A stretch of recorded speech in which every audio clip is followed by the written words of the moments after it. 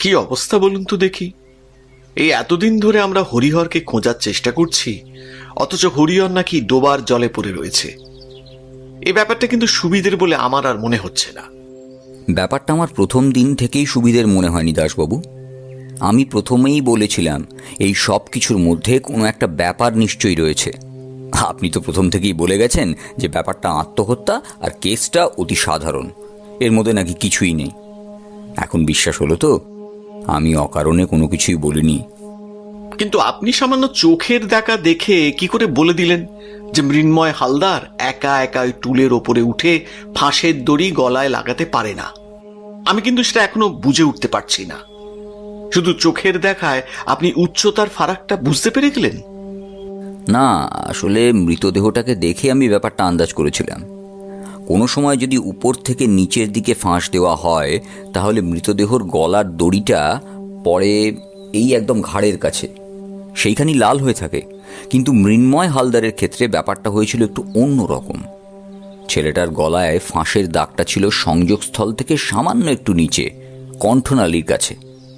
একবার দেখে মনে হলো যে পিছন থেকে তার গলায় দড়ি পাকিয়ে তাকে শ্বাসরুদ্ধ করে মারা হয়েছে। পরে ব্যাপারটাকে আত্মহত্যা বলে চালিয়ে দেওয়ার জন্য ওখানে ঝুলিয়ে দেওয়া হয়েছে। আর ওই সুইসাইড নোটের ব্যাপারটা, ওটা তো প্রথম দিন কারো চোখে পড়েনি, খাতার মধ্যে ছিল। আজ সকালেই কিন্তু সেটা তন্ময়বাবু খুঁজে পেয়েছেন। আর এক্ষেত্রেও সাহায্য করেছে তনুশ্রী নামের ওই মেয়েটি, মানে মৃন্ময়ের বোন। মেয়েটা ওই সুইসাইড নোট বাদে সব কিছুতেই কিন্তু আমাকে সাহায্য করেছে। তবে ওখানেই যেন গোটা কেসটা ঘুরিয়ে দিচ্ছে সামান্য। হ্যাঁ, কি কথা বলছেন আপনি? আরে ওইটুকু একটা মেয়ে যতটা পেরেছে আমাদের সাহায্য করছে, আর সে যদি তার দাদার ঘর থেকে ডায়েরিতে সুইসাইড নোটটা খুঁজে পায় তাতে তো আমাদেরই লাভ। আপনি বারবার ব্যাপারটাকে খুন বলে চালাচ্ছেন, আপনার যুক্তিও খুনের দিকেই যাচ্ছে। কিন্তু তাহলে সুইসাইড নোট থাকবে কেন? আর সব থেকে বড় ব্যাপার, ওটাই যে মৃন্ময়ের হাতের লেখা সেটা তার বাবা মা এমনকি বোন পর্যন্ত নিশ্চিত করেছে। নিখিলেশ গভীরভাবে কিছু চিন্তা করছিল। ততক্ষণে হরিহরের মৃতদেহটা সেই ডোবা থেকে তোলা হয়েছে। আমরা এখানে যখন এসে পড়েছি তারপরেই মৃতদেহ তোলার ব্যবস্থা চলছিল। এতক্ষণ পরে সেটা সম্ভব হতোই দাসবাবু বলল, এই যে নিখিলেশ বাবু, আসুন আসুন, মৃতদেহ তোলা হয়েছে। নিখিলেশ আর আমি দাসবাবুর কথায় এগিয়ে গেলাম সেই ডোবার দিকে। ইতিমধ্যে ডোবার আশেপাশে বেশ লোকজন জমা হয়েছে, আর সেটাই স্বাভাবিক। এমনিতেই মৃন্ময় হালদারের মৃত্যু নিয়ে আশেপাশের লোকেরা বেশ কৌতূহলী হয়ে পড়েছিল। তারপর হরিহরের মৃতদেহ এখান থেকে খুঁজে পাওয়া গেছে। তার আর চুপ করে থাকতে পারছে না। এদিকে ওদিকে জটলা কথাবার্তা হয়েই চলেছে। পুলিশ কনস্টেবল যতটা সম্ভব সাধারণ লোকেদের দূরে সরিয়ে রেখেছে। আমরা গিয়ে পড়তেই বিভৎস ব্যাপারটা চোখে পড়ল। হরিহরের গোটা শরীরে যেন ডোবার কাদা লেগে রয়েছে। মৃতদেহ দেখতে দেখতে একজন কনস্টেবল বলল, স্যার, যারা মৃতদেহ তুলছিল তারা বলল পায়ের সাথে নাকি দড়ি বাঁধা ছিল। একটা কিছু যে দড়ির অন্য প্রান্তে বাঁধা ছিল সেটাও মনে হচ্ছে। এই দেখুন, দড়িটা কেমন গোল করে বাঁধা রয়েছে। কনস্টেবলের কথায় আমরা দড়িটার দিকে তাকিয়ে দেখলাম একটা শক্ত দড়ি তার পায়ের সাথে বাঁধা। গোটা দড়িটা কাদায় কালো হয়ে গেলেও অপর প্রান্ত যে গোল ফাঁস রয়েছে সেটা বোঝা যায়। নিখিলেশ যেন নিজের মনেই বলল, মনে হয় দড়িতে কিছু ভারী বেঁধে তারপর ডোবায় মৃতদেহটাকে ফেলা হয়েছিল, যাতে সহজে খুঁজে না পাওয়া যায়। কোনোভাবে দড়ির ফাঁসটা আলগা হয়ে যায় আর জিনিসটা সরে গিয়েছে, আর তাই মৃতদেহটা উপরে ভেসে উঠেছে। জল খেয়ে ফুলে যাওয়ার জন্য ওটা উপরে ভেসে আসতে পারে। একটা ব্যাপার কিন্তু আমি কিছুতেই বুঝতে পারছি না, যে হরিহরকে যখন খুন করা হয়েছে তখন তার দেহটা যে কোনো জায়গায় ফেলে দিলেই হতো, তাকে জলে ডুবিয়ে রাখতে হলো কেন? তাহলে কি অপরাধীরা চেয়েছিল যে হরিহরের দেহটা সহজে সবার সামনে না আসে? আমরা কিন্তু প্রথম থেকে ভেবেছিলাম হরিহর কাজটা করেছে। হরিহর মৃন্ময়কে খুন করে তারপর তার ঘর থেকে ছবিটা নিয়ে পালিয়েছে। অপরাধীরা মনে হয় এটাই চাইছিল যে আমরা এমনটাই ভাবি। আমার তো এটাই মনে হচ্ছে নিখিলেশ বাবু। আপনার ভাবনা সঠিক হতেও পারে, আবার নাও হতে পারে। এই গোটা কেসে আমরা এখনো পর্যন্ত যাই ভেবেছি তার সব কিছুই কেমন যেন এলোমেলো হয়ে গেছে। দাসবাবু, এখন প্রথম কাজ হবে হরিহরের মৃতদেহটা পোস্টমর্টমে নিয়ে যাওয়া। আচ্ছা, মৃন্ময়ের পোস্টমর্টমের রিপোর্টটা তখন আসেনি। যত তাড়াতাড়ি সম্ভব বের করুন, তারপর সেগুলো আমার চাই। রিপোর্ট পেলে এই ব্যাপারে কিছু একটা খুঁজে বার করা যাবে। আশা করি আপনি বুঝতে পারছেন। সবই বুঝতে পারছি নিখিলেশ বাবু, কিন্তু একটা কথা বলুন তো, এই যে মৃন্ময়ের খুন, তারপর হরিহরের খুন, সমস্ত কিছুর পেছনে আসল মোটিভটা কি, সেটা কি আপনি বুঝতে পেরেছেন? না, সেটা বোধহয় এখনো বুঝতে পারিনি। তবে আমার কেন জানি না মনে হচ্ছে যে গোটা ব্যাপারটা বেশ বেশ গভীর পর্যন্ত রয়েছে। এই মৃন্ময়ের খুন, মৃন্ময়ের বাড়ি থেকে ছবি চুরি যাওয়া, তার সাথে হরিহরের মৃত্যু, সব কিছু যেন যেন একটা বড় সুতোয় বাঁধা। এই সব কিছু জানতে গেলে আমাদের প্রথমে পোস্টমর্টমের রিপোর্টগুলো দেখতে হবে। হরিহরের কাছ থেকে তো আর কিছুই জানা যাবে না, তাই মৃন্ময়ের ব্যাপারে নতুন করে খোঁজ খবর নেওয়া শুরু করতে হবে। তাতে যদি আমরা এই কেসে কোনো সুবিধা করতে পারি। আচ্ছা নিখিলেশ, হিহর যখন বাড়িতে ছিল তখন নিশ্চয়ই তার বাড়ি থেকে কেউ এসেছিল, তাহলে আশেপাশের কেউ কি তাকে দেখেনি? না দেখার সম্ভাবনাটাই বেশি। ওর বাড়িতে গিয়ে ডায়েরিটা পাওয়া গেছে, অর্থাৎ ওই যাতে সুইসাইড নোটটা লেখা রয়েছে। আমি এটাই ভাবছিলাম নিখিলেশ বাবু, আপনি কখন ডায়েরিটার কথা জিজ্ঞাসা করবেন। আমি ওটা আপনাকে দিতে পারি, তবে এই কেসটা কিন্তু ওপর থেকে আর 2-1 দিনের মধ্যেই চাপ আসা শুরু করবে। তন্ময় বাবু কিন্তু নেহাত কোনো ছোটখাটো মানুষ নয়, কারখানার ব্যবসা তার বেশ বড় সড়ো। আর তাছাড়া মৃন্ময় হালদার এখনো তেমন নাম করতে না পারলেও তার ছবি কিন্তু অনেকেই এর মধ্যে দেখেছে। তাই তার মৃত্যুর খবরটা বাইরে বেরোনোর পর থেকেই এটা নিয়ে সবাই চিন্তিত হয়ে রয়েছে। দাসবাবু একটা প্লাস্টিকে মোড়া ডায়েরি এগিয়ে দিল নিখিলেশের দিকে। ও সেটা হাতে নিয়ে বলল, তাহলে অপেক্ষা করবো আপনার জন্য। আজ চলি, একটা টেলিফোন আসবার কথা আছে। নিখিলেশ যে টেলিফোনটা আসার কথা বলেছিল সেটা কিন্তু সেদিন আসেনি, এসেছিল একদিন পরে। গোটা দিন নিখিলেশ অধীর আগ্রহে টেলিফোনটার জন্য অপেক্ষা করছিল, কিন্তু পরদিন সকালে প্রথমে টেলিফোন এলো দাসবাবুর। টেলিফোন ধরে নিখিলেশ যে কী কথাবার্তা বলল তা আমি শুনতে পাইনি। একটু পরে দুপুরে খাওয়ার সময় নিখিলেশ বলল, বুঝলে অমরজিৎ, দাসবাবু 2টো পোস্টমর্টম রিপোর্ট হাতে পেয়ে গিয়েছেন। রিপোর্ট বলছে যে মৃন্ময় হালদারের গলায় যে দড়ির দাগটা পাওয়া গেছে তাতে নাকি 2টো দড়ির দাগ রয়েছে। আমার সন্দেহটা ঠিক। অপরাধী প্রথমে তার গলায় দড়ি পেঁচিয়ে খুন করেছে, তারপর ঠিক সেখানেই দড়ি বেঁধে তাকে ফ্যানের সাথে ঝুলিয়ে দিয়েছে। কিন্তু অপরাধী বোধহয় এটা বুঝতে পারেনি যে ফ্যানের সাথে ঝোলা অবস্থায় তার গলা থেকে দড়িটা সামান্য সরে গিয়ে অন্য আরেকটা দাগ তৈরি করবে। যেহেতু ফাঁস লাগা অবস্থাতেই তাকে ঝুলিয়ে দেওয়া হয়েছে, তাই দড়িটা আর আলাদা কোনো দাগ তৈরি করতে পারেনি। সামান্য সরে এসে ওই দাগের উপরেই আর একটা মোটা দাগ তৈরি করেছে। প্রথমের ছাপটা কম, দ্বিতীয় দড়ির ছাপের দাগটা বেশি। কারণ ঝুলে থাকা দাগ আর পেঁচিয়ে রাখা দাগের মধ্যে কিন্তু পার্থক্য রয়েছে। আর হরিহরের মৃত্যুর ব্যাপারটা?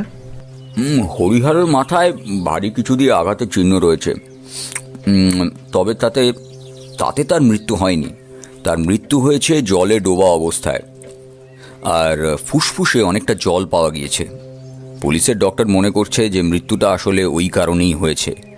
অজ্ঞান অবস্থায় তাকে জলের মধ্যে ডুবিয়ে রাখার জন্য এমনটা হয়ে থাকতে পারে। কিন্তু এই দুটো ব্যাপার আমাদের কি সাহায্য করতে পারে বলো তো? অনেকটাই সাহায্য করতে পারে। যেমন ধরো, মৃন্ময় হালদারের মৃত্যুর কথা যদি মনে করি আমরা, তাহলে তার গলায় দড়ি পেঁচিয়ে তাকে খুন করে ফ্যানের সাথে ঝোলানোর জন্য একজন মানুষের প্রয়োজন। একজনের পক্ষে সেই কাজটা করা সম্ভব হবে না। আর যেটা দরকার সেটা হলো বেশ খানিকটা সময়। ওই সময় হরিহর কোথায় ছিল সেটা আমার মনে হয় রান্নাঘরের ছিটকিনি ভাঙার ব্যাপারটা। এখানে ওই ছিটকিনির ব্যাপারটা খুব গুরুত্বপূর্ণ হয়ে পড়ছে। রান্নাঘরের ছিটকিনিটা তো ভাঙা ছিল, কিন্তু তার সাথে তুমি এই ব্যাপারটার... আমার কথা শেষ হলো না। নিখিলেশ আমার দিকে একটা রহস্যময় ভঙ্গিতে তাকিয়ে রয়েছে দেখে হঠাৎ করেই যেন আমি ব্যাপারটা ধরতে পারলাম। বললাম, তার মানে তুমি বলতে চাইছো যে রান্নাঘরের ছিটকানিটা? একদম তাই অমরজিৎ, তুমি যেটা ধারণা করছো সেইটাই। হরিহরকে বেশ কিছু সময়ের জন্য সরানো প্রয়োজন হয়েছিল। আর সেই ফাঁকে অপরাধীরা বলছি, কারণ আমার মনে হচ্ছে না যে এই সব কিছুর পেছনে একজন অপরাধী রয়েছে, নিশ্চয়ই দুজন কিংবা তার বেশি কেউ রয়েছে। আর তাদের সকলেই মৃন্ময়ের চেনা, না হলে মৃন্ময় কিংবা হরিহর তাদের বাড়িতে ঢুকতে দেবে কেন? সেটা তো ঠিক। আর এই হরিহরের পোস্টমর্টেম রিপোর্ট থেকে কি পেলে? আমার মনে হয় হরিহর কিছু একটা বুঝতে পেরেছিল, তাই আশপাশের লোকজনকে ডেকে সে বাইরে বেরিয়ে গিয়েছিল। আমার মনে হয় কোনো একটা কারণে ওই জানালা থেকে সে অপরাধীদের মধ্যে কাউকে দেখতে পেয়ে সেখানে গিয়েছিল। আর অপরাধীরাও তাকে সুযোগ বুঝে ওই কবরখানার দিকের রাস্তাতেই ডোবার কাছে নিয়ে যায়। তারপরের ব্যাপারটা আমি এখনো ঠিক ধারণা করতে চাইছি না, তবে আমার মনে হচ্ছে এক্ষেত্রেও অপরাধী একজনের চেয়ে বেশি থাকাটাই স্বাভাবিক, না হলে একজনের পক্ষে ওইভাবে কাজ করাটা সম্ভব নয়। বৌঠান এতক্ষণ ধরে আমাদের খাবার পরিবেশন করছিল, আর নিখিলেশ আর আমার কথাগুলো বেশ ভালো করে শুনছিল। এবারে বলল, তোমাদের কথা শুনে সমস্তটাই যেন বুঝতে পারছি, কিন্তু এই এত কিছু যে কাণ্ড হলো তার পেছনে আসল কারণ কি? তুমি তো বলো যে প্রত্যেক কেসে একটা মোটিভ থাকে, মোটিভ ছাড়া নাকি কোনো কেসই হয় না। হয় না তো, এখানে আসল মোটিভ রয়েছে মৃন্ময় হালদারের কাছে থাকা ওই ছবিটা, যে ছবিটা সে একটা কাগজে মুড়ে রেখে দিয়েছিল। কিন্তু আসল প্রশ্নটা হলো, ওই ছবিটা আসলে এমন কি দামি যে তার জন্য দুটো খুন করতে হলো? আমিও তো সেটাই ভাবছি। তুমি বলেছিলে ওই ছবিটা কোনো একটা বিখ্যাত ছবির প্রতিকৃতি, কিন্তু সেই ছবিটা আসলে কি? সেটার জন্য আমাদের অপেক্ষা করতে হবে অমরজিৎ। অপেক্ষা করা ছাড়া এখন আমাদের কাছে কিচ্ছু নেই। আমাদের হাতে এখন একটাই রাস্তা রয়েছে যাতে গোটা কেস সমাধান করা যায়, সেটা হলো মৃন্ময় যে একাডেমিতে ছবি আঁকত সেখান থেকে কোনো একটা খবর জোগাড় করা। নিশ্চয়ই অপরাধীরাও সেই একাডেমিরই কেউ হবে, কিংবা মৃন্ময়ের কোনো বন্ধু বান্ধব। কিন্তু তন্ময়বাবু তো বলেছিলেন ওই আঁকার বন্ধু বান্ধব ছাড়া তার আর কোনো বন্ধু বান্ধব নেই। তাহলে কি ওই আর্ট একাডেমির মধ্যে কেউ? নিখিলেশ হঠাৎ এমনভাবে চুপ করে গেল যে মনে হলো এতক্ষণ ধরে কোনো কথাই হয়নি আমাদের মাঝে। আমি বুঝতে পারছিলাম সে অকারণে চুপ করে চায়নি, চুপ করে সে কিছু একটা ভেবে চলে। সেই সময় তার কাছ থেকে কোনো কিছুই জানা যাবে না, তাই আমিও আর তাকে কিছু প্রশ্ন না করে নিজের মতন খেতে লাগলাম। বৌঠান এক সময় যেন নিজের মতোই বলল, এমন কি আছে একটা ছবি যার জন্য দুটো মানুষ খুন হয়েছে? নিশ্চয়ই ওই ছবির পেছনে কোনো রহস্য রয়েছে।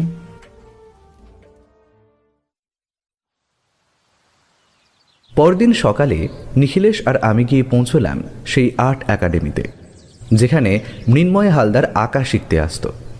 আর আমাদের এই সকল রহস্যের সমাধানের সূত্র পাওয়া যেতে পারে সেখানে পৌঁছে বাইরে একটা দারোয়ান মতো লোকের সাথে দেখা হলো।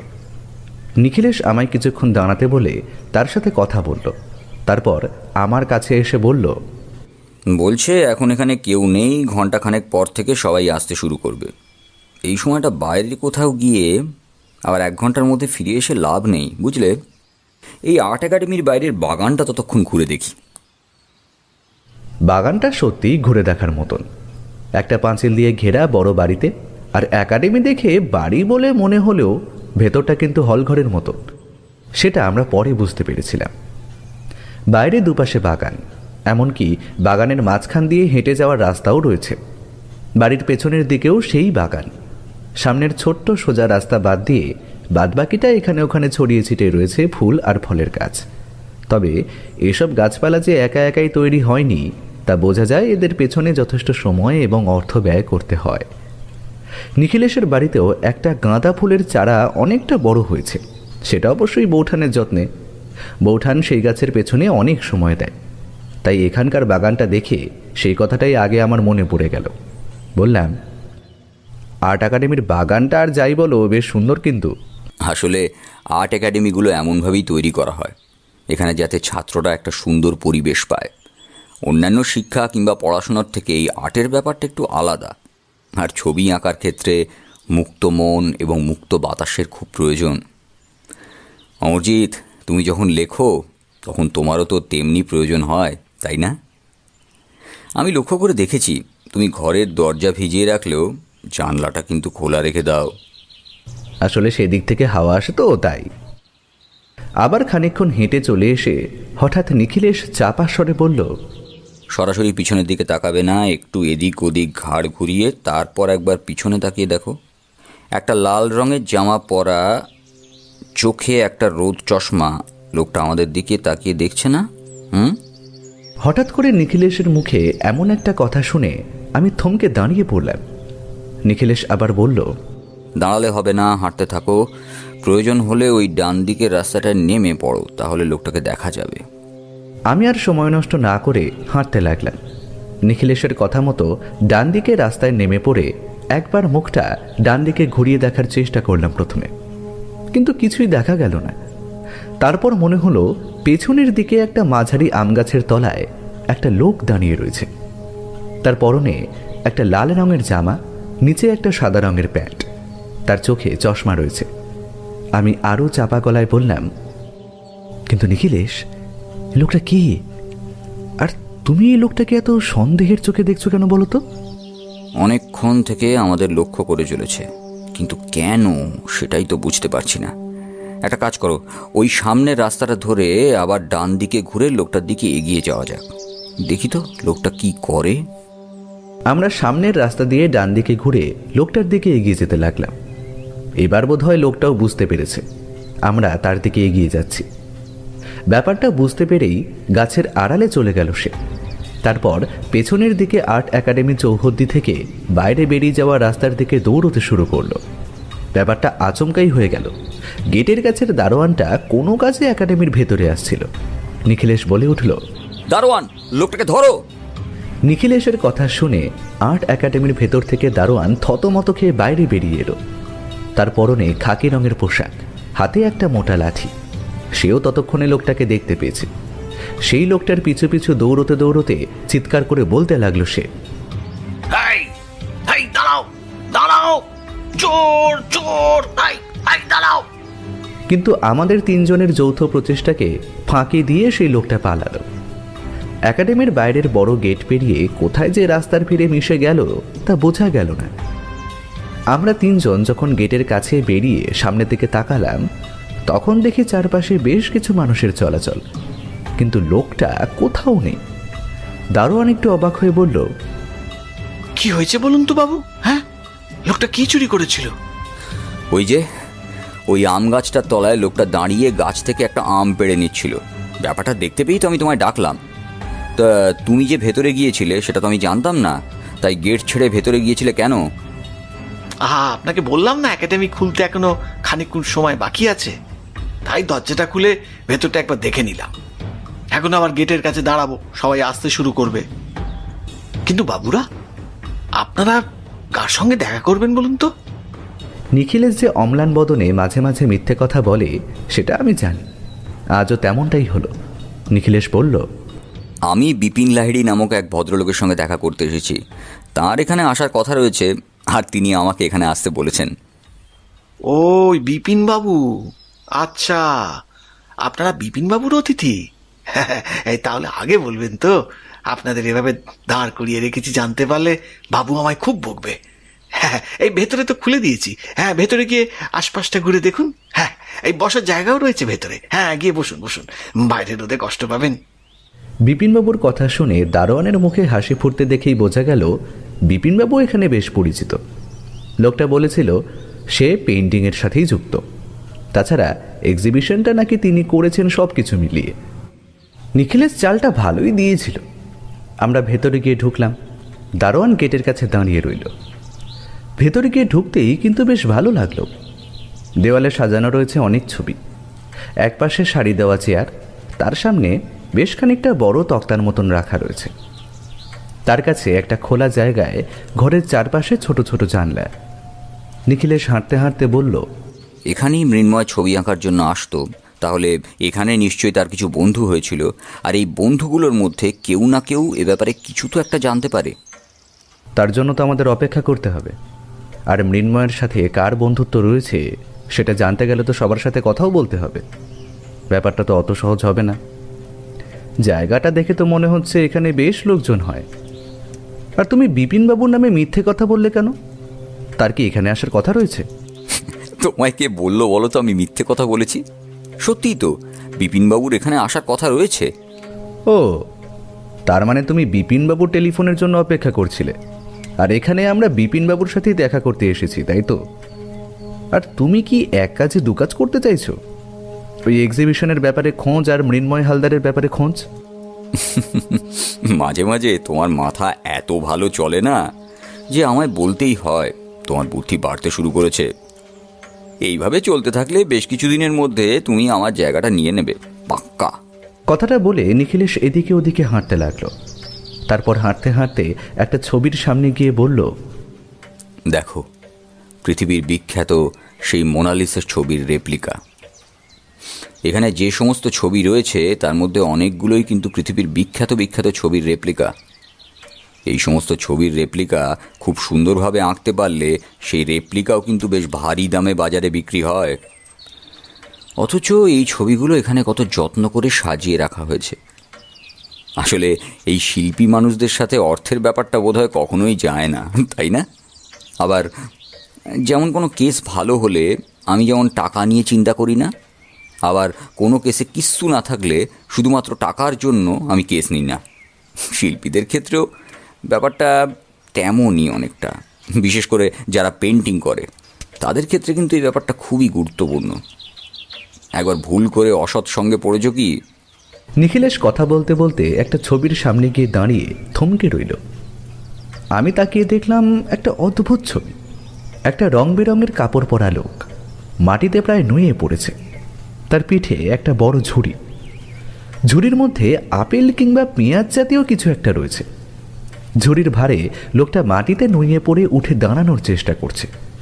তার পেছন থেকে দুটো হাত দিয়ে তাকে ঠেলে সাহায্য করছে একজন মহিলা। তার পরনেও তেমনই রংচং একটা অদ্ভুত পোশাক। আমি ভাবছিলাম নিখিলেশ ছবিটা দেখছে, তাই বললাম, নিখিলেশ, আমায় একটা কথা বলো তো, আঁকার ক্ষেত্রে কোনটা আসলে গুরুত্বপূর্ণ? তুমি কি আঁকছো সেটা, নাকি তুমি কেমন আঁকছো সেটা? এই প্রশ্নটা কিন্তু অনেক দিন ধরেই আমার মাথার মধ্যে ঘুরছে। নিখিলেশ কিন্তু আমার কথার উত্তর না দিয়ে সম্পূর্ণ একটা অন্য প্রশ্ন করল। তন্ময়বাবু কি বলেছিলেন মনে আছে? মৃন্ময় কোনো একটা বিখ্যাত ছবির রেপ্লিকা তৈরি করছিল, আর তাছাড়া আর্ট এক্সিবিশনের জন্য সে নিজের একটা ছবিও আঁকছিল। তার মানে কি ওই রেপ্লিকা আর মৃন্ময়ের আঁকা ছবি এই দুটোই এক? আর যদি সেটাই হয় তাহলে কি সেই ছবিটাই চলে গিয়েছে? অমরজিৎ, বিখ্যাত কোনো ছবির রেপ্লিকা যদি একবার কালো বাজারে বিক্রি করা যায় তাহলে সেই ছবি আসল ছবি বলে বিক্রি হয়। এমন ঘটনা কিন্তু ইতিহাসে অনেক আছে। মৃন্ময় তেমনই কোনো একটা ফাঁদে পা দেয়নি তো? কিন্তু যদি সেটাই হতো তাহলে মৃন্ময় মারা গেল কেন? আর সে তো ছবি বিক্রি করে বেশ নিশ্চিন্তেই বাড়িতে থাকতো। আচ্ছা, এমন তো হতেই পারে যে মৃন্ময় ফাঁদে পা দিয়েছিল, পরে সে ব্যাপারটা ভুল বুঝতে পেরে সেখান থেকে সরে আসতে চায়, আর তখনই তাকে পৃথিবী থেকে সরিয়ে দেওয়া হয় এবং তার আগে তার ছবিটা ওরা হস্তগত করে নেয়। একটা কথা হয়তো তুমি ভুলে যাচ্ছ, মাসখানেক ধরে কিংবা সপ্তাহখানেক ধরে সে একটা ব্যাপার নিয়ে খুব চিন্তিত ছিল। এমনকি সে বলেছিল সে ছবি আর আঁকবে না।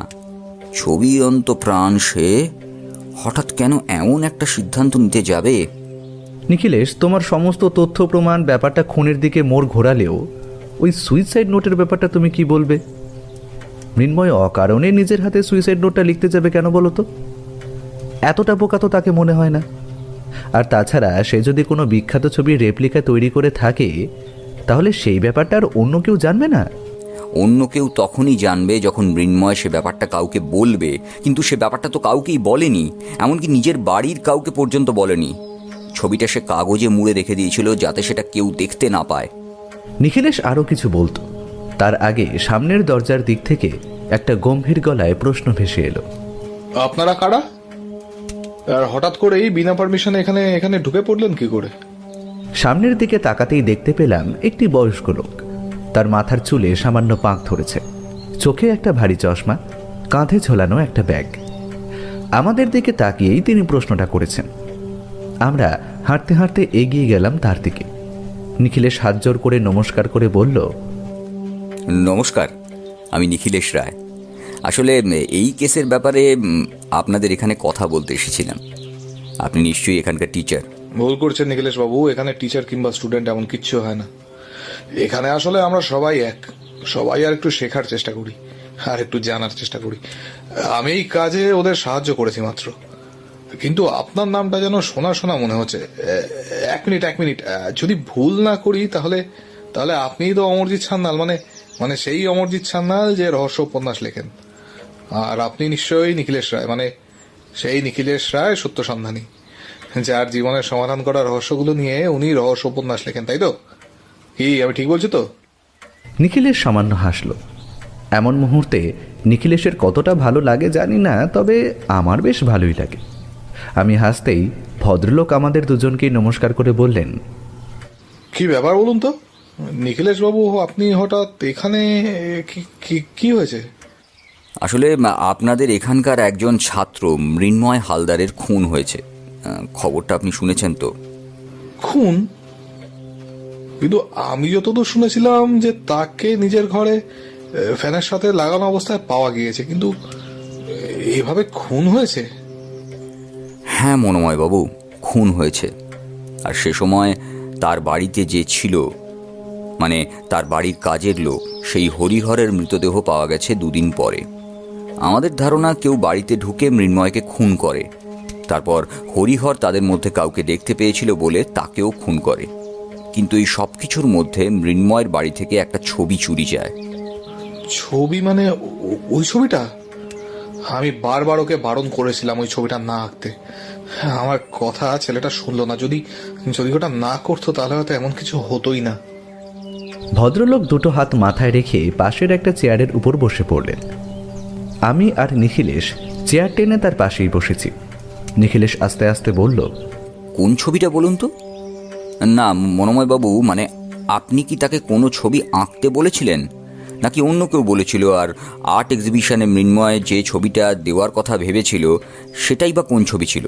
মনোময়বাবু আমাদের দিকে তাকালেন, তারপর ভাঙা ভাঙা গলায় নিখিলেশের দিকে তাকিয়ে বললেন, পৃথিবী বিখ্যাত ভ্যান গগের ছবি, দ্য স্টারি নাইটের রেপ্লিকা। ওটাই আঁকার চেষ্টা করে চলেছিলাম মৃন্ময়। তবে আমি ওকে বারণ করেছিলাম যে এসব ছেলে খেলা নয়, এমন একটা ছবি নিয়ে কাজ করা কখনোই উচিত নয়। দেখুন নিখিলেশ বাবু, আপনি হয়তো বলবেন তার ইচ্ছা হয়েছে তাই সে কাজটা করতেই পারে, কিন্তু ছবি নিয়ে যে হারে এখন কালোবাজারি চলছে না, তাতে মৃন্ময়ের সেই ছবিগুলো যদি কোনো ছবি পাচার চক্রের হাতে গিয়ে পড়ে, তাহলে ছবিটা নিয়ে তারা যা ইচ্ছে তাই করতে পারে। আর এই ছবিটা পাওয়ার জন্য ওরা মৃন্ময়কে খুন পর্যন্ত করতে পারে, তাই না মনোময় বাবু? ভদ্রলোক বড় অবাক হয়ে সেদিকে তাকিয়ে রইল।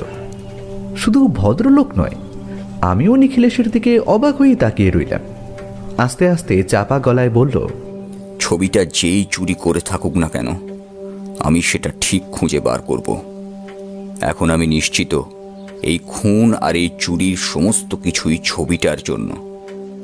এবার শুধু আমায় খুঁজে বার করতে হবে এই একাডেমিতে চোরাচালান চক্রের সাথে জড়িত কে। এখানকার কেউ, না হলে মৃন্ময় নিশ্চয়ই তাকে বাড়িতে ঢুকতে দেবে না। ভদ্রলোক নিজের কাজ শুরু করলেন। বেশ কিছুক্ষণ তার সাথে কথাবার্তা বলার পর আমরা আর্ট একাডেমির বসার চেয়ারগুলোর একদম পেছনের দিকে গিয়ে বসে রইলাম। একটু পরে আস্তে আস্তে সকলেই আসতে শুরু করলো। চেয়ারগুলো পুরোপুরি না ভরলেও বেশ খানিকটা ভরে গেল। আমাদের একদম কাছাকাছি কেউ রইল না, সামনের দিকে গিয়ে বসল। মনোময়বাবু নিজের মতো তাদের ক্লাস নিতে শুরু করলেন। আমি আর নিখিলেশ অপেক্ষা করে চলেছি। সেই অপেক্ষার কোনো শেষ নেই। মাথার মধ্যে অনেকগুলো প্রশ্ন ঘুরে ফিরে আসলো। মৃন্ময়ের কোনো বন্ধু যদি কাজটা করে থাকে, তাহলে তাকে ধরা কি এতই সহজ হবে? আর যদি তাকে ধরা যায়, তার বিরুদ্ধে তো কোনো প্রমাণই নেই আমাদের কাছে। কিন্তু নিখিলেশের দেখলাম তেমন কোনো চিন্তা নেই। সামনের বড় বেঞ্চের উপর হাত রেখে সে একভাবে তাকিয়ে লক্ষ্য করে চলেছে সামনে বসে থাকা প্রায় 21 জনের দিকে। আমি মাথায় হাত দিয়ে অপেক্ষা করতে লাগলাম। এদের মধ্যে থেকে আসল অপরাধীকে খুঁজে বার করব কি করে? আর্ট একাডেমিতে যে শুধু ছবি আঁকা বাদ দিয়ে আরও অনেক কিছু বোঝানো হয়, সেটা কিন্তু আমি প্রথমবার জানতে পারলাম। তবে একটা কথা শুনেছিলাম, পৃথিবীতে নাকি জানার শেষ নেই। সেই কথাটা আজ সত্যি বলে আবার প্রমাণিত হলো। ছবির বিষয়ে অনেক কিছুই জানতে পারলাম। বুঝতে পারছিলাম নিজের কাজ করতে করতে মনোময়বাবু মাঝে মাঝে আমাদের দিকে আর চোখে তাকিয়ে দেখছেন। নিখিলেশ কিন্তু হাত তুলে তাকে স্বাভাবিক থাকতে বলল। প্রায় ঘণ্টাখানেক এভাবে চুপ করে বসে কোনো কাজ না করতে করতে আমার কেমন যেন অস্বস্তি হতে শুরু করলো। আমায় উসখুস করতে দেখে নিখিলেশ খোঁচা মেরে বলল, অমরজিৎ, আরেকটু বসো, আরেকটু ধৈর্য ধরে বসো। আরে ওই ছেলেটা কি করছে? ওর কথায় আমি সামনের দিকে তাকিয়ে প্রথমে কিছুই দেখতে পেলাম না। নিখিলেশ টেবিলের উপর হাতটা রেখে আঙুলটা এমনভাবে নির্দেশ করলো যাতে কেউ পেছনে ঘুরলেও তার হাতটা দেখতে না পায়। তারপর বলল, আরে দেখতে পাচ্ছ না? ওই দেখো, সাদা জামা পরা ছেলেটা মনে হচ্ছে বেঞ্চের তলা দিয়ে পাশের ছেলেটিকে কিছু একটা বাড়িয়ে দিচ্ছে। আমি যখন তাকিয়েছি তখন কিছুই দেখতে পেলাম না, শুধু দেখতে পেলাম দুজন মাথা নিচু করে পাশাপাশি ইশারায় কোনো কথা বলার চেষ্টা করছে। বাকি সকলেই কিন্তু মন দিয়ে সামনের দিকে তাকিয়ে শুনছে। আজ মনে হয় এখান থেকে কিছু একটা জেনেই যাব আমরা। প্রথমে সেই লোকটা যে আমাদের অনুসরণ করেছিল, তারপর সবাই ভালোভাবে মনোময়বাবুর কথা শুনছে, অথচ এরা দুজন নিজেদের মধ্যে কোনো ব্যাপারে কথা বলে চলেছে। আমি ছেলে দুটোকে ভালো করে দেখে রাখলাম। তাদের বয়স মৃন্ময় হালদারের বয়সের কাছাকাছি কিংবা সামান্য বেশি হবে। এতটা দূর থেকে ভালোভাবে বোঝা যায় না, তবে তারা মাঝে মাঝে এদিক ওদিক তাকিয়ে দেখছিল কেউ তাদের কথা শুনছে কিনা। ব্যাপারটায় যে একটা রহস্য রয়েছে তা বুঝতে পারলাম। ক্লাস শেষে সকলেই যখন বেরিয়ে গেল, আমরাও বেরিয়ে পড়লাম। মনোময় বাবুর সাথে নিখিলেশ আরেকবার কিছু একটা কথা বলে নিল। আমি বিশেষ করে বুঝতে পারলাম সে বাইরের দিকে তাকিয়ে ছেলেদের মধ্যে কাউকে একটা আঙুল দেখিয়ে কিছু জিজ্ঞাসা করছে। তারপর যখন আমার কাছে এলো, আমি বললাম, কি ব্যাপার বলো তো, তুমি মনোময় বাবুর সাথে আবার তো কি কথা বলছিলে? মৃন্ময় হালদারের বন্ধুদের ব্যাপারে জানতে হবে না? একটা আশ্চর্যের ব্যাপার কি বলো তো, ওই যে ছেলে দুটো যার সঙ্গে কথা বলছিল, ওরাই কিন্তু মৃন্ময় হালদারের সব থেকে কাছের বন্ধু ছিল এখানে। আর মনোময় বাবুর কাছ থেকে জানা গেছে তারা কিন্তু মাঝে মাঝে মৃন্ময় হালদারের বাড়িতেও যেত। তবে মৃন্ময় হালদারের সবচেয়ে কাছের বন্ধু যে ছিল, সে কিন্তু বেশ অনেক দিন ধরে এখানে আসছে না। বিশেষ করে মৃন্ময় হালদার মারা যাওয়ার পরের দিন থেকেই ব্যাপারটা কেমন যেন একটা রহস্যময় মনে হচ্ছে না? নিখিলেশের কথায় আমি অবাক হয়ে গেলাম। এত খবর সে এর মধ্যে খুঁজে বার করে ফেলেছে। তাহলে তো আমাদের একবার সেখানে যাওয়া দরকার, ছেলেটির বাড়িতে গিয়ে তার খোঁজ নেওয়া দরকার। বলা যায় না আবার যদি হরিহরের মতন। আমি জানি অমরজিৎ, তুমি কি ভাবছো? এই ছেলেটির বাড়িতে যাওয়ার কথা ভাবছো? তার সমস্ত ব্যবস্থা আমি করে ফেলেছি, তবে এখন আর তার বাড়িতে যাওয়া হবে না। আমি অবাক হয়ে তার দিকে তাকিয়ে রইলাম। মানেটা কি? এখানে আমরা এসেছিলাম মৃন্ময় হালদারের বন্ধুদের ব্যাপারে খোঁজ নিতে, আর সেটা তো নেওয়া হয়ে গেছে। তাহলে আমরা তার বাড়িতে যাব না তো এখন কি করব? মৃন্ময় হালদারের মৃত্যুর পর থেকেই দুটি ছেলের আচরণ কিন্তু বেশ অদ্ভুত। দুটি ছেলের ওপর নজর রাখতে হবে, ওরা যেন চোখের আড়াল হয়ে না যায়। খানিক দূর থেকে ওদের অনুসরণ করতে হবে, বুঝলে? আমরা আর্ট একাডেমি থেকে বাইরে বেরিয়ে এলাম। আসার সময় দারোয়ান জানালো বিপিনবাবু কিন্তু তখনও আসেনি। বিপিনবাবুর জন্য অপেক্ষা না করতে হলে একটা টেলিফোন করে নিতে বলল। তারপরে আমরা বাইরে বেরিয়ে রাস্তায় নামতে দেখতে পেলাম দুটো ছেলে আগের মতোই নিজেদের মধ্যে কথা বলতে বলতে রাস্তার বাঁ দিক ধরে এগিয়ে যাচ্ছে। আমরাও তাদের অনুসরণ করলাম, কিন্তু কেন অনুসরণ করছি সেটা কিন্তু তখনও বুঝতে পারছিলাম না। নিখিলেশ একবার শুধু চাপা গলায় বলল, আশপাশে নজর রাখবে। সেই লাল জামা আর চোখে রোদ চশমা পরা লোকটা কিন্তু এত সহজে হাল ছেড়ে দেবে না। কিন্তু নিখিলেশ, তুমি কি ভাবছো বলো তো? এই ছেলে দুটোর কাছ থেকে এমন কোনো তথ্য খুঁজে পাওয়া যাবে যেটা মৃন্ময় হালদারের ওই বন্ধুর কাছ থেকে খুঁজে পাওয়া যাবে না? হয়তো আমাদের ধারণা মিথ্যে হতে পারে। ছেলে দুটো সবার থেকে লুকিয়ে কেমন যেন নিজেদের মধ্যে কথা বলছিল, আর মনোময়বাবু জানিয়েছে এরাই মৃন্ময়ের সব থেকে কাছের বন্ধু ছিল, ওই একজন বাদে। এরা কিছু একটা জানে, আর সেটাই আমাদের খুঁজে বার করতে হবে। বেশ কিছুক্ষণ আমরা ছেলে দুটিকে অনুসরণ করে চলেছি। মাঝে মধ্যে রাস্তার ভিড় বেড়ে যাচ্ছে, আবার কখনো কখনো কমেও আসছে। ছেলে দুটো কিন্তু এর মধ্যে একবারও পেছনের দিকে তাকায়নি। একটা ব্যাপার ভেবে অবাক হয়ে যাচ্ছিলাম, সাধারণত মানুষ হাঁটার সময় এদিক ওদিকে তাকায়, ছেলে দুটো একভাবে সামনের দিকে তাকিয়ে হেঁটেই চলেছে। হঠাৎ করে পেছনের দিকে নজর পড়ল, আর আমার বুকের ভেতরটা কেমন কেঁপে উঠল। আমার পা স্তব্ধ হয়ে গেল। দেখতে পেলাম সেই লাল জামা পরা, চোখে চশমা লোকটা একটা পিস্তল তুলে আমাদের দিকে তাক করেছে। মুহূর্তের মধ্যে আমি থমকে দাঁড়িয়ে পড়লাম। সেই মুহূর্তে নিখিলেশ একটা ধাক্কা দিয়ে আমায় রাস্তায় ফেলে দিল। আর একটু হলে পথ চলতে একটা লোকের সাথে আমার ধাক্কা লেগে যেত। আর সেই মুহূর্তেই পেছনের দিক থেকে একটা সাই শব্দ করে একটা গুলি উড়ে গেল সামনের দিকে। আমি রাস্তার কাছে গিয়ে পড়তে যে ভদ্রলোককে সামনে এসেছিলেন তিনি আমায় কোনো রকমে তুলে ধরলেন, কারণ গুলির শব্দ ততক্ষণে সবাই শুনতে পেয়েছে। নিখিলেশ কিন্তু আর অপেক্ষা করল না। আমি চিৎকার করে বলে উঠলাম, নিখিলেশ দাঁড়াও, সামনে এগিয়েও না নিখিলেশ। নিখিলেশ আমার কথা না শুনেই দৌড়ে যেতে যেতে বলল, সামনের ওই ছেলে দুটোকে আটকাও। তারপর ঝড়ের গতিতে সেই দিকে দৌড়ে গেল যেদিকে লাল জামা পরা চশমা লাগানো লোকটা দাঁড়িয়ে গুলি চালিয়েছিল। লোকটা ততক্ষণে চমকে উঠে আবার পেছনের দিকে দৌড়তে শুরু করেছে। নিখিলেশ তার পিছু পিছু দৌড়চ্ছে।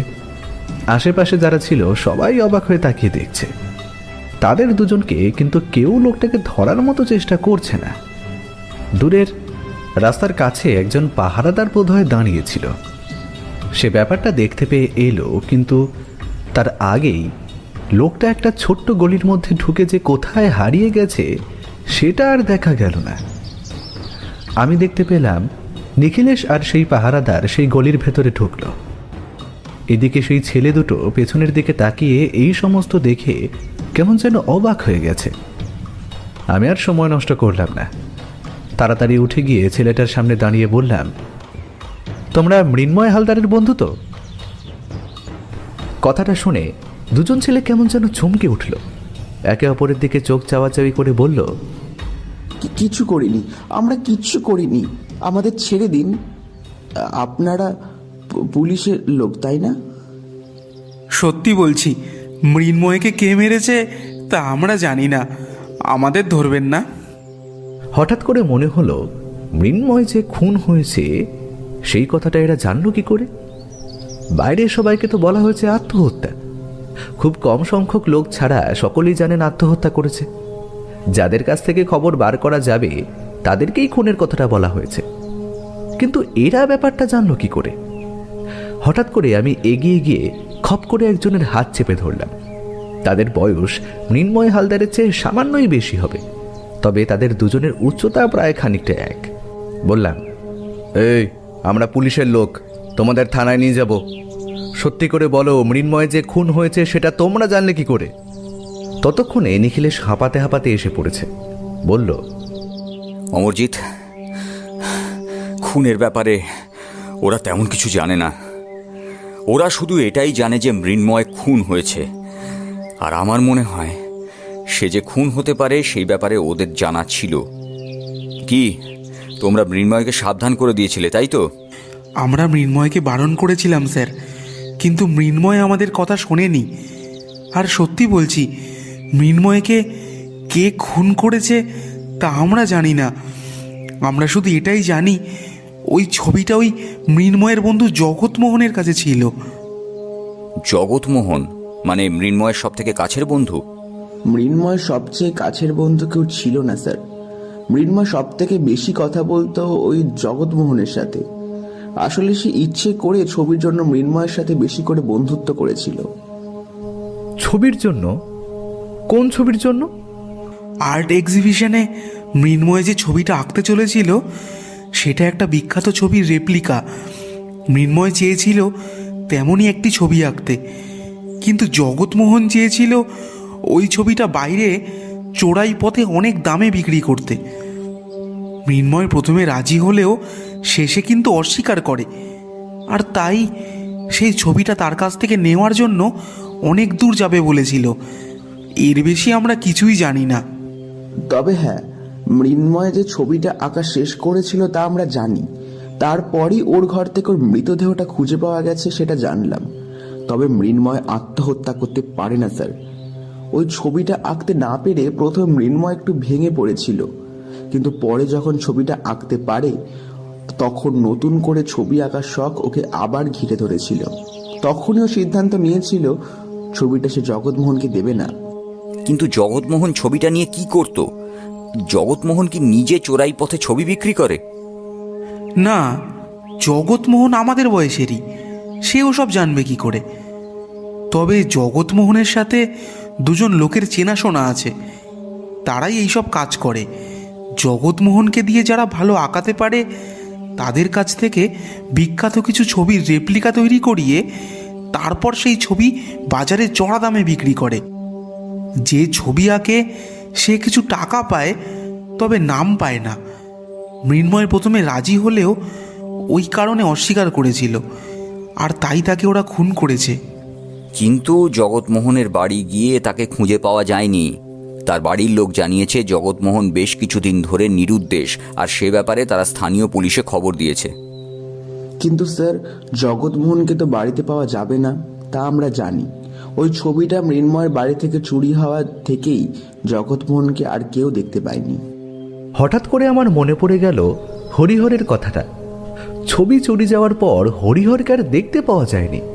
তারপরেই তার মৃতদেহ পাওয়া গেছে ওই ডোবার জলে। তাই বললাম, নিখিলেশ, তাহলে জগৎমোহনকেও কি?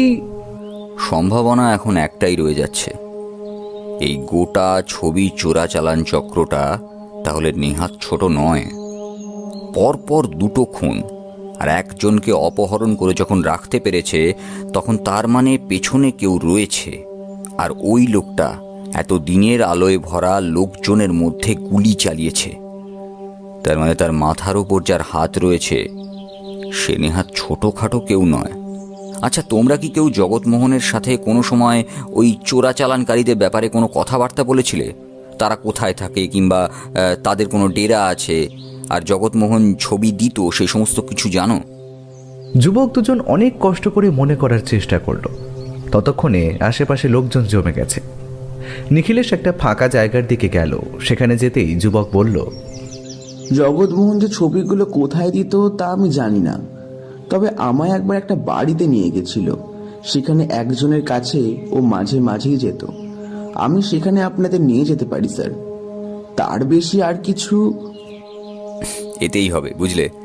তুমি এক্ষুনি আমাদের সেখানে নিয়ে চলো। দুজন যুবকের মধ্যে একজনকে তার বাড়ির উদ্দেশ্যে রওনা করে দিলাম।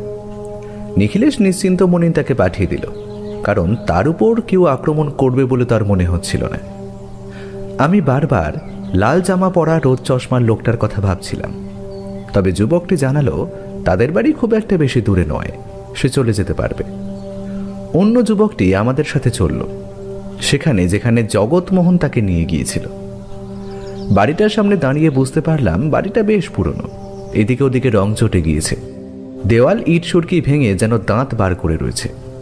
একটা ছোট্ট অন্ধকার মতো দরজার সামনে এসে যুবকটি বলল, বাড়িতে এসেছিলাম জগৎমোহনের সাথে।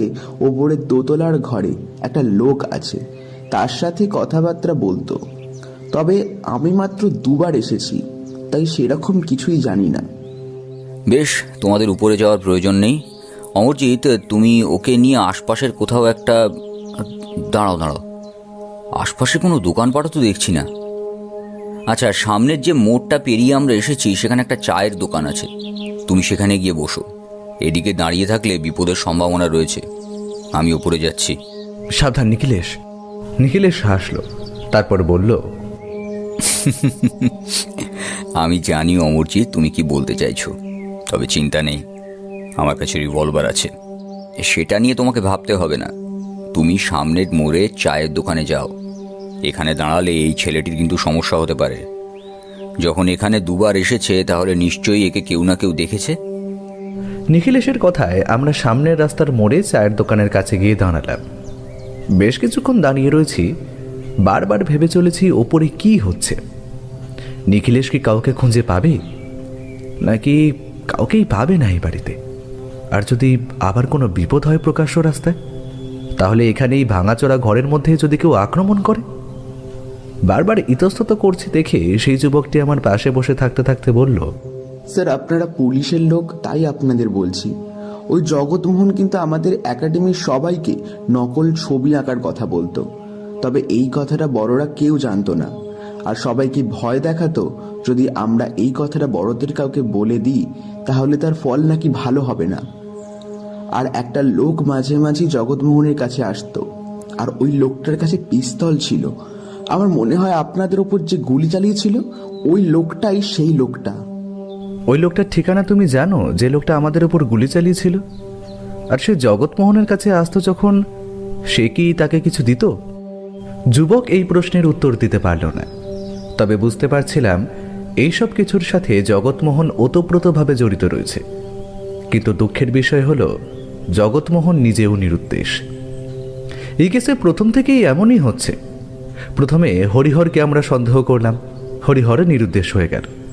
তার মৃতদেহ পাওয়া গেল কবরস্থানের পাশে ডোবায়। আবার এখন জগৎমোহনকে সন্দেহ করছি, জগৎমোহনও নিরুদ্দেশ। যদি সেটাই হয় তাহলে এই গোটা দলটাকে আমরা ধরব কি করে? আর এই কেসটা এমনিতেই বেশ কয়েকদিন হয়ে গিয়েছে। এক্সিবিশনের আর খুব বেশি দিন বাকি নেই। নিখিলেশ কি এক্সিবিশনের আগে ছবিটা উদ্ধার করতে পারবে? আর কিন্তু কোনো কথা হলো না আমাদের মধ্যে। যুবকটিও যেন রুদ্ধশ্বাসে অপেক্ষা করতে লাগলো নিখিলেশের ফিরে আসার জন্য। নিখিলেশ একটু পরে ফিরে এলো, কিন্তু যখন ফিরে এলো তখন তার মুখে একটা কেমন অদ্ভুত হাসি। দেখে মনে হয় নিখিলেশ যেন কিছু খুঁজে বার করতে পেরেছে। মুখে এমন হাসি তখনই দেখা যায় যখন নিখিলেশ কোনো কেসের সমাধান প্রায় করে আনে। আমি তার মুখের হাসি দেখতে দেখতে উত্তেজিত হয়ে বললাম, নিখিলেশ, কিছু খুঁজে পেলে? পেয়েছি অমরজিৎ, এমন একটা জিনিস পেয়েছি যেটা গোটা কেসটাকে পাল্টে দেবে। এই দেখো। এতক্ষণ ধরে নিখিলেশের ডান হাতে যে কিছু একটা ধরা ছিল সেটা দেখতে পাইনি, এবার সেটা সামনে নিয়ে আসতে দেখতে পেলাম। একটা ছোট্ট ডায়েরি।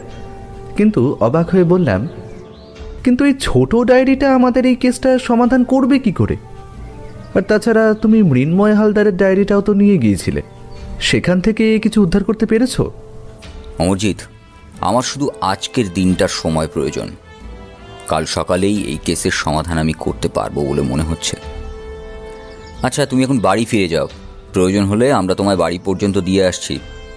আর হ্যাঁ, এই 2 দিন বাড়ি থেকে বেরোবার সময় একটু আশপাশের দিকে লক্ষ্য রাখবে। আর সন্দেহজনক কিছু মনে হলে এই নাম্বারে আমাকে টেলিফোন করবে। যুবকটি নিজেই যেতে পারবে বলে চলে গেল। আমরাও বাড়ি ফিরে এলাম। গোটা পথ কিন্তু নিখিলেশ আর কোনো কথা বলল না, তবে বুঝতে পারছিলাম বেশ গভীর রাত পর্যন্ত সে ঘরে আলো জ্বালিয়ে কাজ করছে, আর তার সাথে মাঝে মাঝে টেলিফোন তুলে কারোর সাথে কথা বলছিল।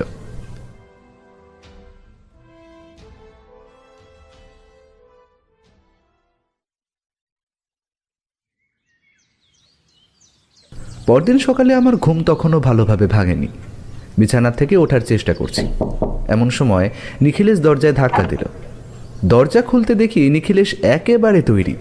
আমায় বলল, তাড়াতাড়ি তৈরি হয় না, আমাদের এক্ষুনি একবার থানায় যেতে হবে। আমি অবাক হয়ে সেদিকে তাকিয়ে বললাম, সে কি, থানায় কেন? আর তুমি কি কিছু উদ্ধার করতে পেরেছো? মানে সমাধান কি হয়েছে? শুধু সমাধান নয় অমরজিৎ, অপরাধী কাল রাতেই ধরা পড়েছে। ওই ডায়েরিটা নিয়ে কি হবে বলছিলে না, ওই 2টি ডায়েরি গোটা কেসের রহস্যের সমাধান করে দিয়েছে। কেসটা যে কিছুটা এমনটাই সেটা আমি আন্দাজ করেছিলাম, তবে সত্যি কথা বলছি, এতটাও যে হবে সেটা আমি ভাবতে পারিনি। আর দেরি নয়, তাড়াতাড়ি চলো, তৈরি হয়ে নাও। এমন অবস্থায় আমি খুব তাড়াতাড়ি তৈরি হতে পারি। উঠে ব্রাশ করে জামা কাপড় বদলে কোনো রকমে চা খেয়ে আমরা যখন রাস্তায় নামলাম তখন সবে 8টা। থানায় পৌঁছতেই দেখতে পেলাম দাসবাবু নিজের টেবিলে বসে কাজ করছে। আমাদের দেখতে পেয়ে হাসি মুখে উঠে দাঁড়িয়ে বললেন, সুপ্রভাত নিখিলেশ বাবু, সুপ্রভাত অমরজিৎ বাবু। এই আপনারা যে ব্যাপারটা করতে পারবেন, মানে আপনি যে কেসটার সমাধান করতে পারবেন, সেটা কিন্তু আমি আগেই জানতাম, কিন্তু এমনভাবে যে হবে সেটা ভাবতে পারিনি। লোকটা ধরা পড়েছে? ধরা পড়েছে নিখিলেশ বাবু। আপনার কথা মতো ভোররাত্রের দিকেই সমস্ত কাজ সেরে রেখেছে, আর ছবিটা উদ্ধার করা গেছে। ছবিটা কি এখন দেখবেন আপনি? তাকিয়ে দেখলাম টেবিলের একপাশে বেশ বড় সড়ো একটা ছবির মতন কিছু কাগজে মোড়া রয়েছে। নিখিলেশ বলল, এখন এটা খোলার প্রয়োজন নেই। মৃন্ময় চেয়েছিল ছবিটা একেবারে আর্ট এক্সিবিশনে উন্মোচন করতে, তাই তার এই ইচ্ছেটা অন্তত আমাদের রাখা প্রয়োজন। ছবিটা আপনার কাছেই থাক। আপনি ছবিটা আর্ট একাডেমিতে দিয়ে আসবেন। বিপিন লাহিড়ির কাছে দিয়ে এলেই হবে, তার সাথে আমার সমস্ত কথাবার্তা বলা রয়েছে।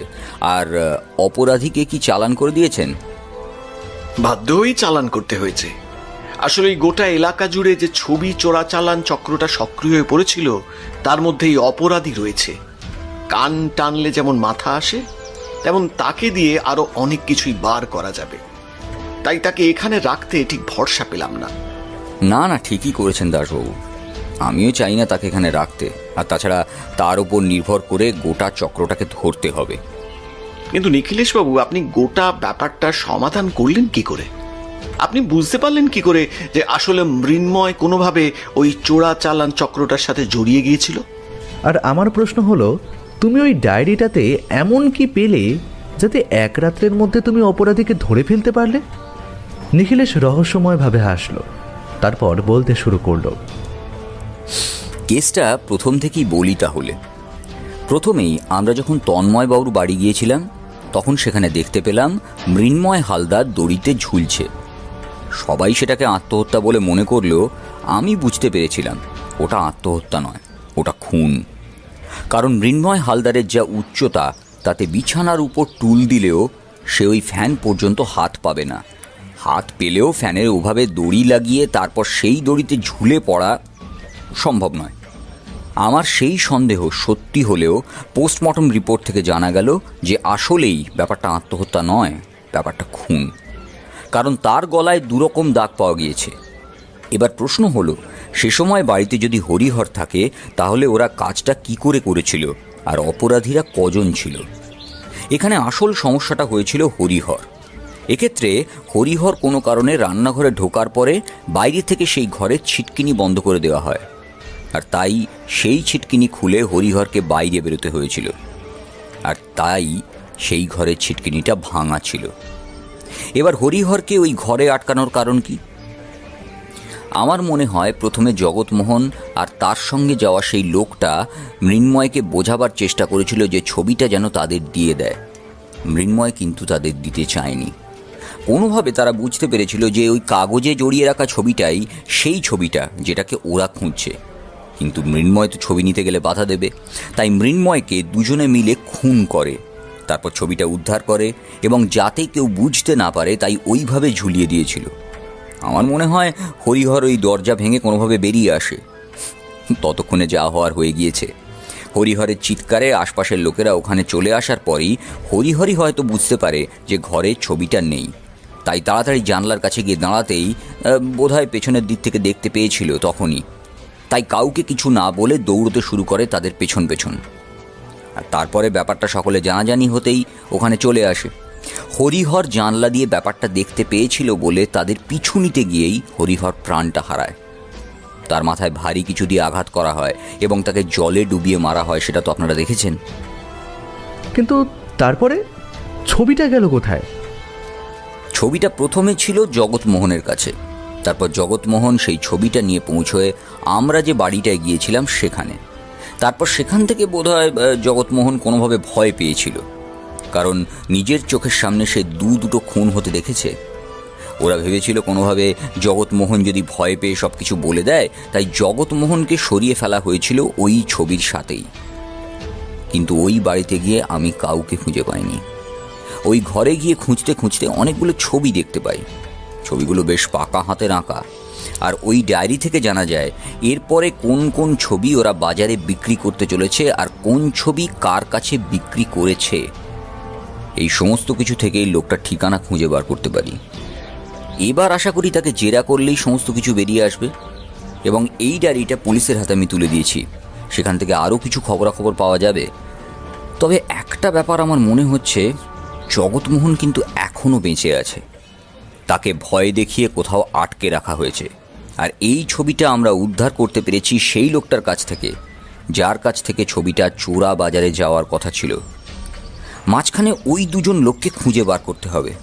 প্রথম হলো যার বাড়িতে জগৎমোহন মাঝে মাঝে যেত, এবং দ্বিতীয় সেই লোকটা যে আমাদের উপর গুলি চালিয়েছিল। তাহলেই জগৎমোহনকে পাওয়া যাবে। ছবিটা যখন পাওয়া গেছে, আশা করি বাকি সবাইকে ধরা যাবে। আর ওই ব্যাটা সবকিছুই জানে। একটু জোরে চাপ দিলেই ওর কাছ থেকে ফটফট করে সবকিছু বেরিয়ে আসবে। তবে আমি ভাবছি ছেলেটার না কিছু হয়ে যায়। সেদিনের মতো আমরা থানা থেকে ফিরে গেলাম। কয়েকদিন পর সেই আর্ট এক্সিবিশনে আমরাও আমন্ত্রিত হয়েছিলাম। বিপিনবাবু আমাদের ডেকেছিলেন। সেদিন যে ক্লাসরুমে আমরা চেয়ার আর বেঞ্চ দেখেছিলাম সেই ক্লাসরুমটা ফাঁকা। আশেপাশের দেওয়ালে ছবি ছড়িয়ে রয়েছে আগের মতোই। তার পাশে মাঝে মাঝে একটা করে ছবি দাঁড় করানো, কখনো দেওয়াল থেকে ঝুলছে, কখনো বা নিচ থেকে একটা ফটো স্ট্যান্ডের সাথে রাখা। বর্তমানে এই আর্ট এক্সিবিশনের বেশ চল হয়েছে। ইতিমধ্যে আরও একটা খবর জানা গেছে, অপরাধীদের মধ্যে অনেকেই ধরা পড়েছে। জগৎমোহনকে পাওয়া গেছে তাদেরই একজনের বাড়ি থেকে। তাকে আটক করে রাখা হয়েছিল। জগৎমোহন সমস্ত কিছুই স্বীকার করেছে। আর্ট এক্সিবিশনে ঘুরতে ঘুরতে একটা ছবির সামনে আমরা গিয়ে দাঁড়ালাম। নিখিলেশ বলল, অমরজিৎ, ছবিটা একবার দেখে নাও। যে ছবির জন্য এত কাণ্ড হলো, যে ছবির জন্য মৃন্ময় হালদার খুন হলো, হরিহর বেঘরে মারা গেল, এমনকি জগৎমোহনকে পর্যন্ত অপহরণ করা হলো। আমরা এগিয়ে গিয়ে দাঁড়ালাম ছবিটার সামনে। সেদিকে তাকিয়ে কিন্তু অবাক হয়ে গেলাম। একটা নীলচে রঙের ছবি। ভালো করে তাকালে মনে হয় শুধু নীল নয়, ছবিটার মধ্যে অনেক রং রয়েছে। একটা আকাশ যেন নীল, আর হলদে রঙের অনেক আলো, আর নিচে একটা ঘুমন্ত শহর। নিখিলের সেদিকে তাকিয়ে দেখতে দেখতে বলল, এই ছবিটার জন্যেই এত কিছু। এটা ভ্যান গগের আঁকা সেই বিখ্যাত ছবি অমরজিৎ, দ্য স্টারি নাইট।